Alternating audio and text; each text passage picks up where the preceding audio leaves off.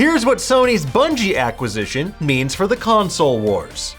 It's a great time to be a AAA video game studio, folks, because if you're currently one of the proud, the few, the independent AAA video game studios who is not currently owned by a massive media conglomerate, guess what? You should prepare yourself, because there's a large chance that someday soon a dump truck full of cash will back up to your studio's loading bay and you'll find yourself with dollar signs in your eyes like some kind of Tex Avery Wolf.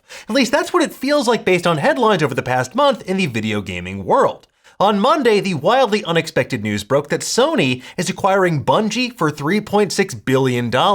It's the latest acquisition in a series of high-profile deals that see major players like Sony and Microsoft consolidating the video game industry to secure intellectual property, exclusivity agreements, and software developers for both the current generation of gaming consoles and the future of the industry as we know it. According to GamesIndustry.biz, Bungie will remain an independent subsidiary of Sony Interactive Entertainment that will be run by a board of directors consisting of current CEO and chairman Pete Parsons and the rest of the studio's current management team. Bungie, the studio behind the original Halo games and the Destiny series, is currently working on both new IP and continuing to expand the Destiny franchise. In their press release, Sony Interactive Entertainment president and CEO Jim Ryan had this to say: "We've had a strong partnership with Bungie since the inception of the Destiny franchise, and I couldn't be more thrilled to officially welcome the studio to the PlayStation family. This is an important step in our strategy to expand the reach of PlayStation to a much wider audience. We understand how vital Bungie's community is to the studio and look forward to supporting them as they remain independent and continue to grow.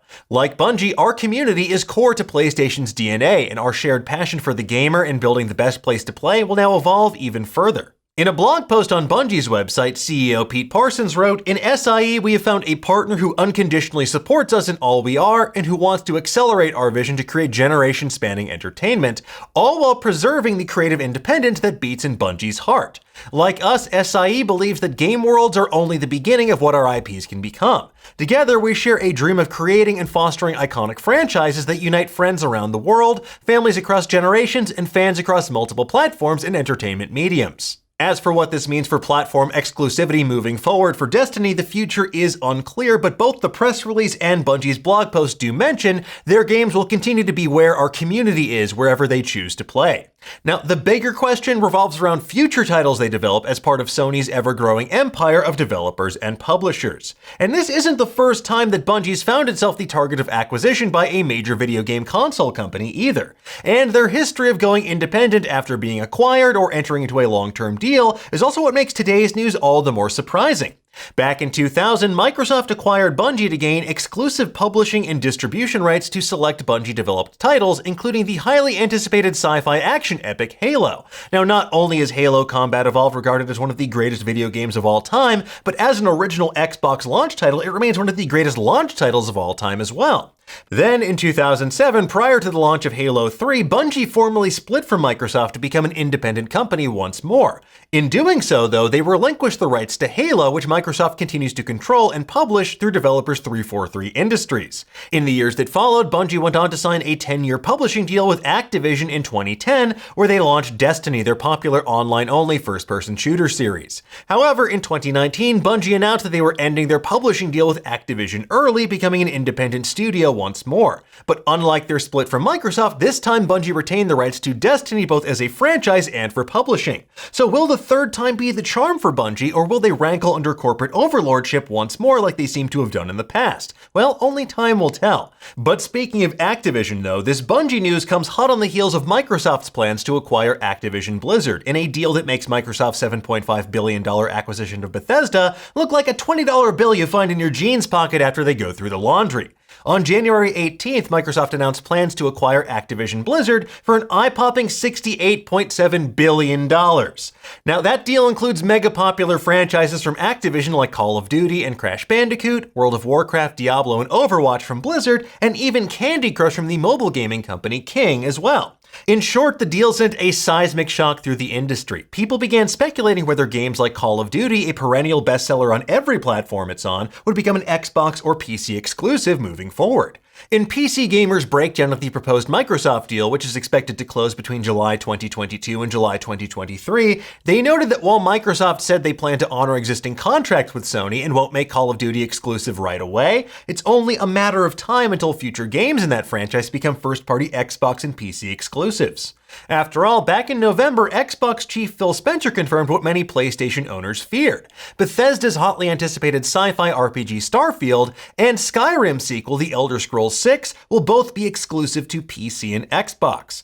Now, speaking with GQ, Spencer said, "It's not about punishing any other platform. Like, I fundamentally believe all of the platforms can continue to grow. But in order to be on Xbox, I want us to be able to bring the full, complete package of what we have. And that would be true when I think about Elder Scrolls 6, that would be true when I think about any of our franchises."